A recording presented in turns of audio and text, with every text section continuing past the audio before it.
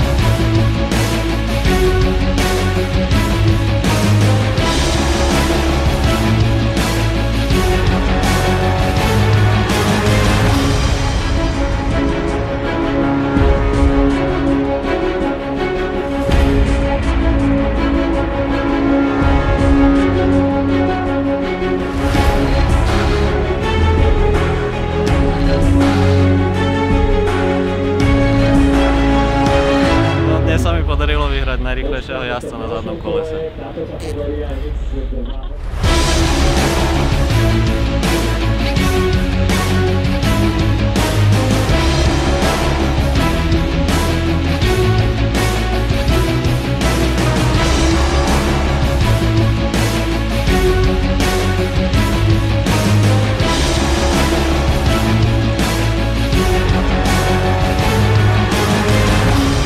Takže sme v Širokom, skončil som druhú jazdu, ktorú som vyhral, prvá mi veľmi nevyšla.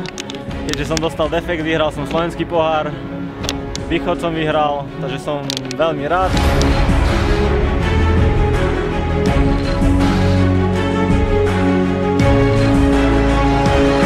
Hlavne sme mali šťastie aj na zranenia, aj na techniku tento rok, ako v Láni sme mali dosť smoly a občas sa stalo, že to nevyšlo, ale keď sa zrátali body, tak v konečnom dôsledku nám to vyšlo.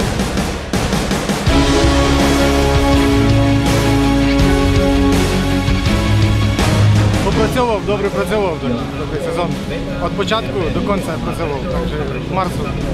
Були хиби, різне то було. Не так як в мотокросі було грязно, але вдалося.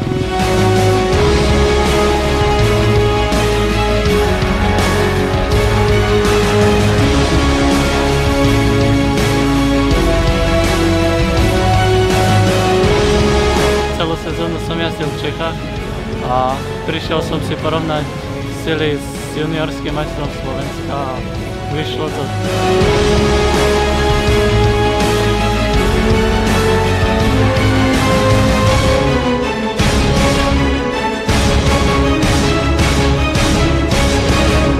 Marian, ty ako promotér, ako si spokojný so sezónou VS Welding Cupu? Tento rok bol 4. ročník, ja si myslím, že každý rok sme dodali niečo nové. Bolo to úplne super a úžasní ľudia, úžasní organizátori. Bolo stále veľa jazdcov, milión divákov. Fakt sme maximálne spokojní a chcem sa poďakovať a hlavne sponzorom, kvôli ktorým sme to všetko tu vás pískali. A tešíme sa na ďalší rok. Ty máš ešte jednu lahôdku, na ktorú my s Jogim sa ohromne tešíme. Áno, Supercross number 2, alebo číslo 2, 13. február, Steel Arena Košice. Takže všetci do Košíc Supercross číslo 2.